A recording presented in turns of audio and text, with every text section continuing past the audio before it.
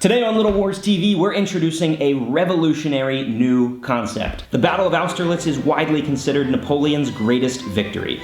But will it be yours? You heard me right. In today's video, our club members won't be the only ones refighting this epic battle. We are going to put you in command of the Grande Armée at the Battle of Austerlitz. And how exactly can we do that, you're wondering? Simple. We played today's battle not once, but twice, filming 2 alternate endings. It's going to make this a truly interactive experience. But before we get to the game, Miles and I wade into a historical debate whether Austerlitz truly is Napoleon's masterpiece or if another operation might be more overlooked. After we discuss the events leading to December 1805, 5 of our players square off on a custom 12-foot-long tabletop with vast armies of 15mm miniatures. It's a stunning game with a fog of war surprise for both sides. And when the battle reaches a thunderous climax, we'll put you in command as Napoleon Bonaparte to make the final decision.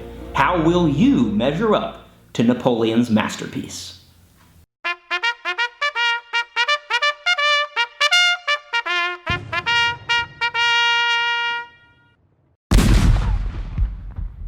Greg, I love the idea of today's game, letting the viewers kind of come up and affect the strategy. How did you come up with this crazy idea? Well, actually, the interactive idea isn't new. If you remember back to, you were there for the filming of our Gettysburg episode, we tried to do an interactive element there as well. I was there for that game. We gave the players a series of 3 decisions that they could vote on for each side, and our players implemented the results of those votes. And thousands of people voted in the lead up to that game. Yes. Now, the problem with that game, even though I think it was a good concept, is that it was really only interactive for the people who got to see the votes ahead of time. I mean, if you came and watched the Gettysburg video after the fact, the decisions had already been made. Yeah. Over the last year, I've become a bit obsessed with trying to figure out how to fix that problem. I mean, we wanted to make a wargame video interactive forever, no matter when you discover that video for the first time. Do you remember those old choose-your-own-adventure books where you would open up and it would tell you which page to turn to? Sure, my son used to read those to me when he was a young boy. Yeah, well, I, as a young boy, used to read those as well. And that is exactly the solution that we're implementing in this video. We are going to let you, the viewer, choose your own adventure. No pressure. Austerlitz is only Napoleon's greatest victory. Don't screw it up. Well, let's hit pause on that statement. Austerlitz is widely considered Napoleon's most impressive victory, but I'm not convinced that it is. Whoa, that's dangerous talk there. Who could argue against Austerlitz not being the most decisive of Napoleon's victories? This guy. I am that guy. I do think it was a great victory, but I think it perhaps overshadows an even more impressive victory that came just 2 months before. Oh. Let's rewind the clock to the fall of 1805. Britain and France remain at war, and the British are working overtime to pull some of Napoleon's old enemies back into the war. The British are really good at buying friends, and in late 1805, they first persuade the Russian Tsar and then the Austrian Emperor to join a new coalition against the French. And the timing couldn't have been better for the British, because Napoleon's army is sitting along the English Channel looking for any chance to invade. But with his old enemies back in play, Napoleon turns the Grand Army of over 200,000 men east, toward the Rhine River. Theoretically, Napoleon is greatly outnumbered, but Russia is a long way from Austria, and Napoleon isn't going to wait around.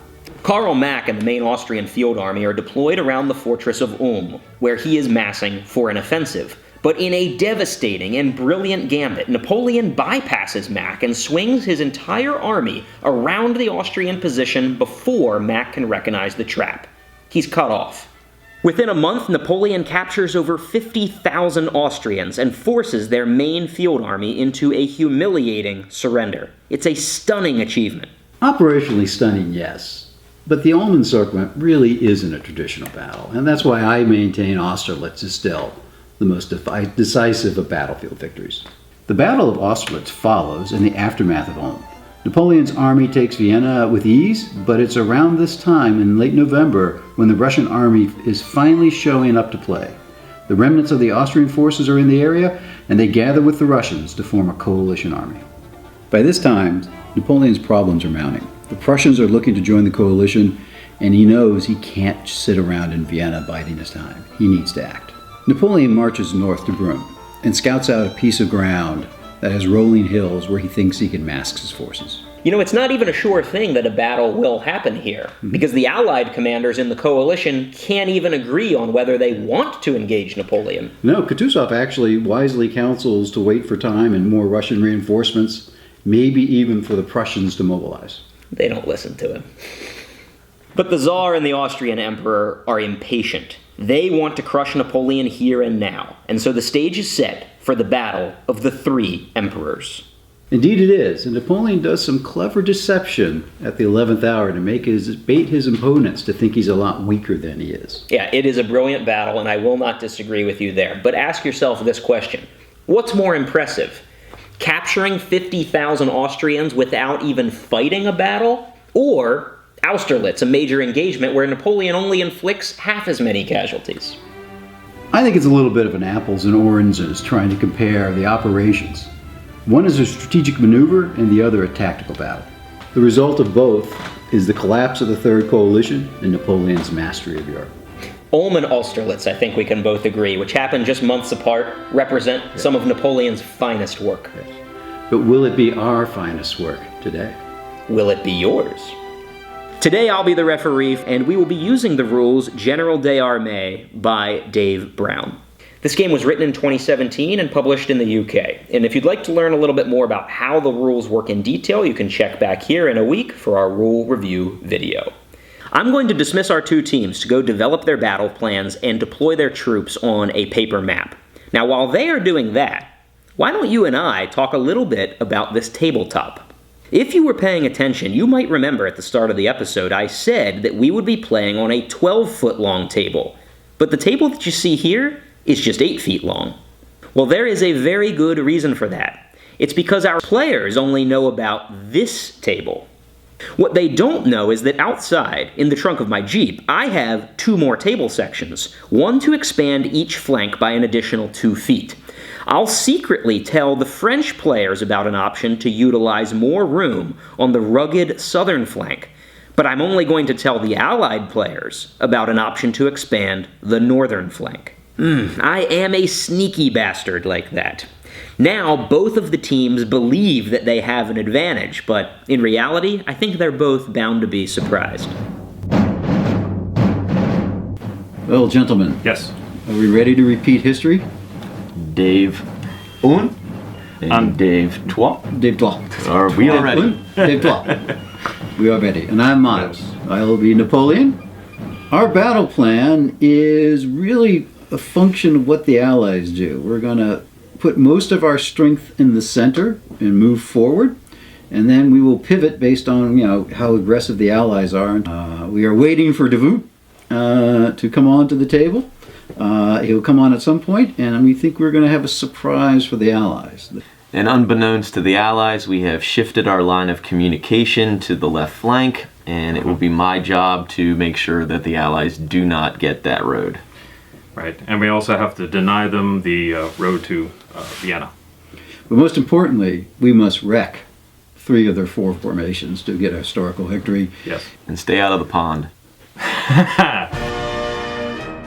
So Ed, we were talking yesterday. He goes, "What's the plan?" And I said, "I'll call you at 1 a.m. in the morning, and we'll talk in German about it." And I was off. Because I love the story from Duffy, which is that they have the meeting at 1 a.m. and it's done in German by Weyrother, and they have a translator. And the Russians are sitting around and they say, Kutuzov listens for a while, then falls asleep. Buxhausen understands nothing and says nothing. Doktorov is the only one who seems to look at a map. And I thought, well, how can we top that? So we didn't. Our goal is really, to be frank, we don't see a lot of purpose in getting caught out in the open. We don't do maneuver very well.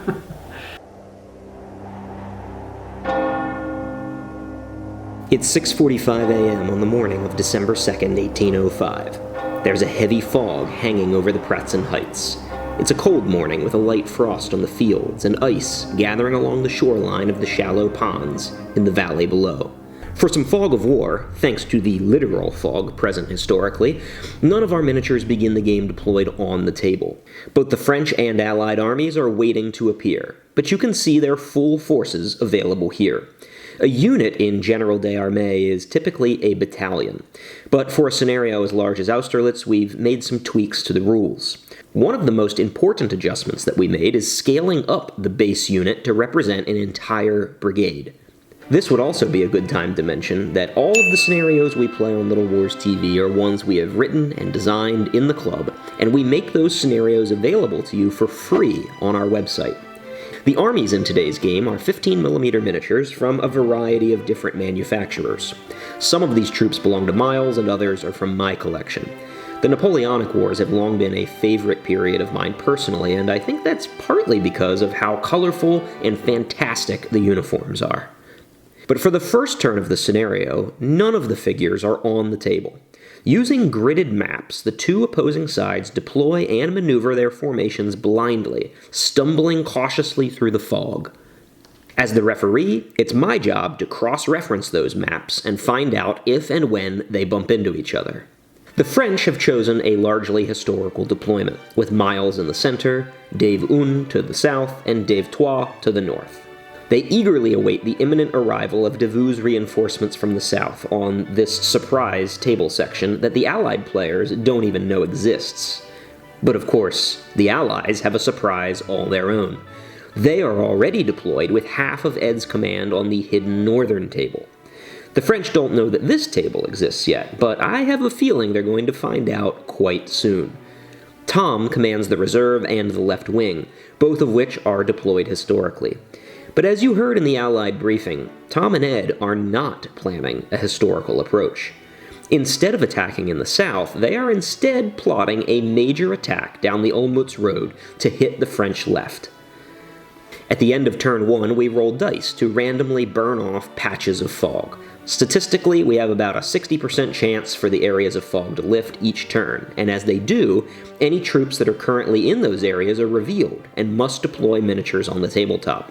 This creates a really cool effect of troops emerging from the mist.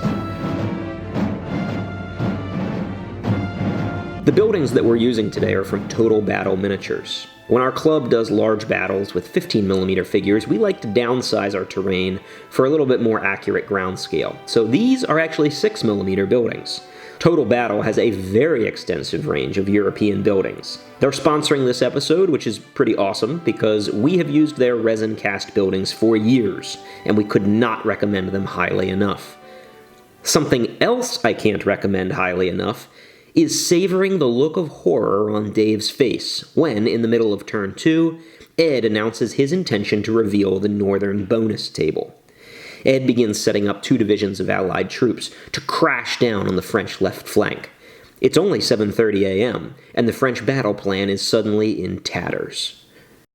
So, as you might have seen, I had quite a lot of troops on that left flank, and, we deployed them, and the fog lifts, and the French army gloriously marches forward, and I did not see anything in front of me. I was like, oh, this is going to be a cakewalk. And then Greg dropped 2 more feet of table on me. And that 2 feet of table ended up holding probably an entire division of Austrians along with cavalry and everything else. So I went from basically having clear sailing to victory to up to my armpits in allies. And I don't think that I'm going to be able to push that flank any longer. Our whole plan was to drive the left flank and hold the right flank, and I'm going to have to send a letter that I don't want to have to send to our glorious emperor, telling him that I don't think that left flank attack is feasible any longer, and that perhaps I should go on the defensive. Dave's letter is promptly received at Imperial headquarters, where Miles has little choice but to agree. The French left braces for impact as Ed unleashes a furious Russian cavalry charge. Ed, let's go through Ed's first. Ed, you're meleeing with the land. Add die. Are you heavy cavalry? Yep. Add 2 die. I think that's it. You should have 8 total die. Now let's do your numbers. You're not a lead, are you? Yeah, veteran. You're back. You start with 5. You're heavy 6. Yeah. You're unformed -1. Yeah, so back 5. Both you roll dice. Every 4 or Heavy. greater is a hit. That's good. Isn't heavy. We have 2 hits. I got 4. All right. You take 4 hits. You take 2. So mark off 4 and 2. And we lost by 2. Cavalry, return to your own lines. Winner retreat. Which actually, to be honest with you, is not that bad an outcome for us. Into the fog. Yeah. The Russian cavalry forced the French into hasty squares, which may have been what Ed had in mind all along, as he now brings up columns of Russian infantry to press the French flank even harder. At the start of turn 3, with the fog continuing to clear, Napoleon gathers his marshals to reassess their options. We have blundered into the strength of their right flank. Yeah. And Dave, so I think you have to go totally defensive. Do you want me to pull back? I think you need to pull back. Okay. To a defensive You line. will get Nasute's heavy cavalry brigade. They're set up right under the fog there. Yeah. They'll come out and scare them. So, do we want to reallocate those dice? No, you need to move back. We need to get you back into a more defensive. Right, but that one unit has 4. I know, we will reallocate them. Okay. And I think you need to go I'm moving. attack. I'm moving. Yeah, and we're going to shift our cavalry that hasn't deployed yet over to you. Okay. And we're going to overwhelm their left flank. There doesn't seem to be a lot there. Yeah. But we still have some fog, but I don't think there's anything there. No, everything they got's on the table. That's what I think. So I would suggest we just move as quickly Yeah. as possible from my side Yeah. up Devu. Yeah, and so Dave, you're going to get wailed on. Yeah. I'm okay with that. Dave Una's okay with that. I'm fine with So it. 2 to 3, that's how it's got to go. You know, it's a Well- democracy. It's because I'm the Trois. Yeah, the 12. Until I move to the Un, Good point. I will Good always point. be on the All right, I think we have a plan, gentlemen. The French have new marching orders and immediately get to work. On the northern end of the battlefield, Dave Trois pulls back into a defensive arc. If the Russians want to press the issue, he intends to be ready for them. In the center, Miles advances Murat's cavalry reserve to threaten the Allied middle and hopefully tie down their reserves. Meanwhile, to the south, Dave Un switches over to the offensive, aiming toward the Pratzen Heights. This is all a fine plan on paper, but it is not one without challenges.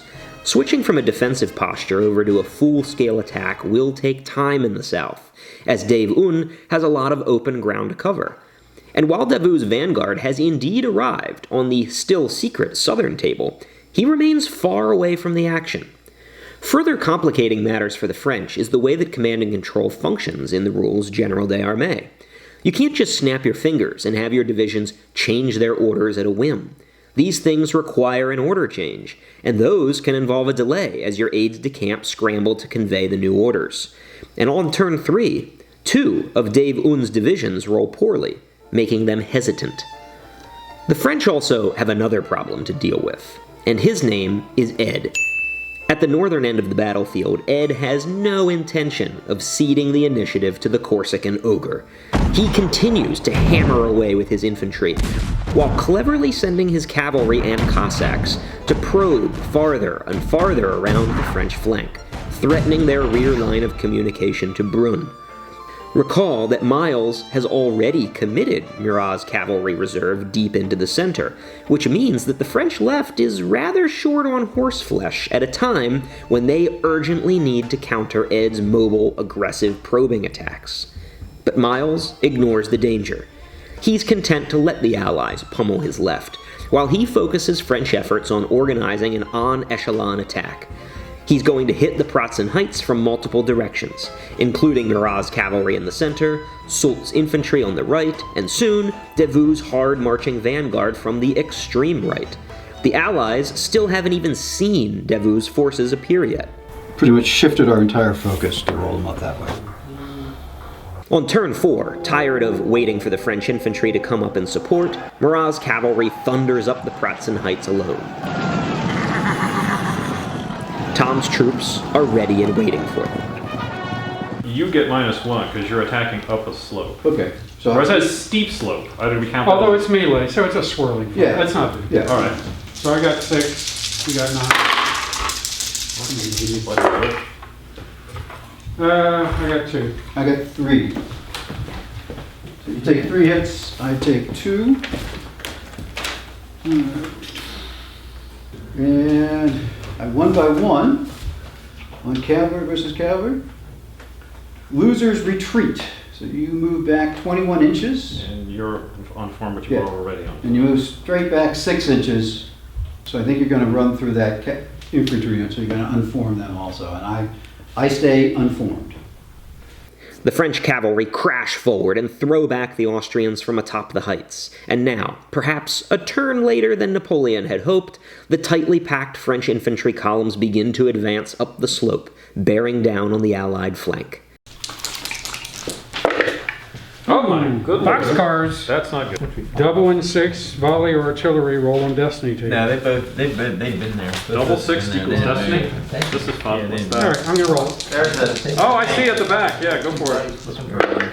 Tom's troops hold the line, but just barely. The heights are hotly contested, and with Davout's troops about to commit into the action, the situation on the Allied southern flank is increasingly dire. Tom could be one major punch away from losing his hold on the Pratzen Heights.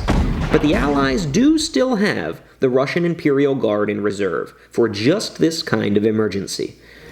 As we reach the late morning of December 2nd, our Battle of Austerlitz is unfolding rather differently from the historical action. The French are in the midst of a major offensive in the south, but find themselves under unexpected pressure to the north. Both armies have thinned out their centers in order to feed reserves into the battle where needed, and this now presents an interesting opportunity. The French Imperial Guard remains uncommitted, as does the Russian Imperial Guard opposite them. With the battle now hanging in the balance, committing the Guard to the right place, at the right time, could be enough to decide the outcome. And it's you who must decide. Marshals, I think we're at the critical point. It's time to commit the Guard. What do you advise? My advice is we take the Guard, we put them in the center, and we move toward the Pratzen Heights. We pivot, we move up the northern flank, and we crush the Allies. Bold suggestion, Dave. Dave, do it. My Emperor, we must protect Brünn. That's our line of communications. Mm-hmm. And he has so much cavalry. So I advocate that we move the Guard to our left flank to deal with the threat, not just to Ulm, to Brünn, but also to the flank itself. A wise and cautious piece of advice. Cowardly! Mon Dieu, what do I do? It's time when the Emperor has to make a decision. I need to seek advice from wise counsel. You're calling your wife? I said wise counsel, not terrifying. Well, you heard it from the Emperor. The time of decision has come in our Battle of Austerlitz, and that means it's time for you to decide. So which French battle plan are you going to adopt? To accept the counsel of Marshal Soult and commit the Guard into the center, click on the thumbnail to the right. You'll get to see us follow your orders and play that out. But if you instead want to accept the counsel of Marshal Lannes and commit the Imperial Guard to defend the crumbling French left, click on the thumbnail to the left. The final decision is yours.